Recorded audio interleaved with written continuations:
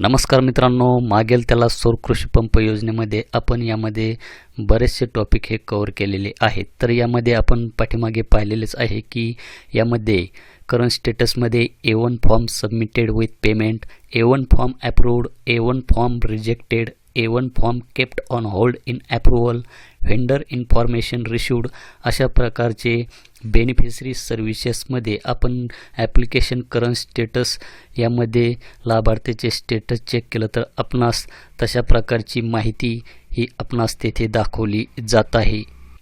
तर पेमेंट केल्याच्या नंतरच आपणास तेथे form approved, rejected, hold in approval अशा प्रकारे स्टेटस आपणास तेथे दाखवले जात आहे।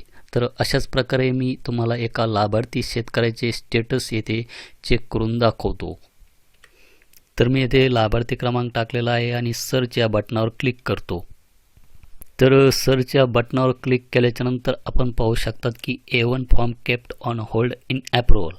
तर हा प्रॉब्लेम पण आपण पाठीमागील व्हिडिओमध्ये पाहिलेला होता, परंतु हा जो काही प्रॉब्लेम आहे तर आपण जर येथे पाहिलं तर येथे आपण खाली पाहू शकतात की रीअपलोड डॉक्युमेंट फॉर मागेल त्याला सौर कृषी पंप योजना स्कीम, आणि येथे खाली आपण पाहू शकतात की do you want to reapply to मागेल त्याला सौर कृषी पंप योजना scheme using above beneficiary ID।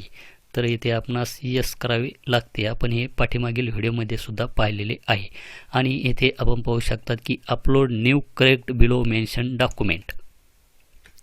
तर यामध्ये कोणते डॉक्युमेंट अपलोड करायचे त्याची माहिती येथे दाखवली जात नाही। तर मी ही भाषा येथे मराठी केलेली आहे। येथे पाहू शकतात की A1 फॉर्म मंजुरीसाठी होल्डवर ठेवले।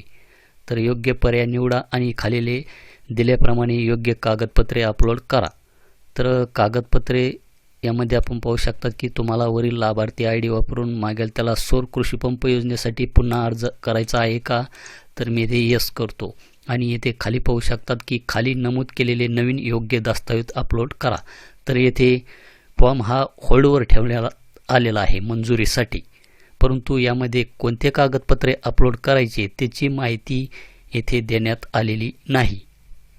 तर हा फॉर्म कोणत्या कारणासाठी येथे होल्डवर ठेवण्यात आलेला आहे त्याचे कारण येथे देण्यात आलेले नाही। तर या अर्जामध्ये आपण पाहू शकतात की येथे हा पण form kept on hold in approval मंजुरीसाठी होल्डवर ठेवण्यात आलेला आहे। आणि येथे आपण जर पाहिलं तर येथे कारण आपणास दाखवले जात आहे की valid 7/12 ownership document with water source entry, आणि येथे चूज फाईल नावाचे सुद्धा ऑप्शन आहे आणि त्याच्यासमोरच अपलोड नावाचे ऑप्शन आहे। परंतु या फॉर्मच्या बाबतीत आपणास येथे कसल्याही प्रकारची माहिती ही दाखवली जात नाही आणि येथे आपला अर्ज हा येथे सबमिट होत नाही। तर यासाठी मित्रांनो आपणास काय करायचं आहे, थोडासा वेट करायचा आहे। हा जो काही प्रॉब्लेम आहे हा प्रॉब्लेम पोर्टलचा आहे, हा प्रॉब्लेम हा आपला नाही। त्यामुळे हा जो काही प्रॉब्लेम आहे हा वरूनच सॉल्व्ह होऊन येईल आणि आपला फॉर्म कोणत्या कारणासाठी येथे होल्डवर ठेवण्यात आलेला आहे त्याचे कारणसुद्धा येथे नमूद करण्यात येईल। तर त्यासाठी आपणास प्रत्येक दिवसाला आपले स्टेटस येथे एकदा परत चेक करून पाहायचे आहे की आपल्याला येथे खाली कोणते कारण दाखवले जात आहे आणि जे काही कारण दाखवले जात आहेत त्या कारणावरून आपणास आपला जो काही फॉर्म होल्डवर ठेवण्यात आलेला आहे ती कागदपत्रे आपणास येथे अपलोड करायची आहे।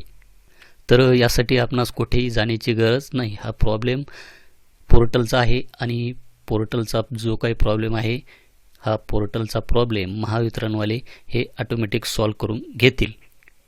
तर मित्रांनो, जसजसे माझ्या बाबतीत अनुभव येत आहे तसतसे माझे जे काही अनुभव आहे हे मी तुमच्यापर्यंत शेअर करण्याचा प्रयत्न करत आहे। तर यामध्ये अजून आणखीन कोणकोणते नवीन बदल यामध्ये आपणास पाहायला मिळू शकतात, तर त्यासाठी मित्रांनो आपल्या चॅनलला सबस्क्राईब करून ठेवा, समोरील बेल आयकॉन प्रेस करा। धन्यवाद।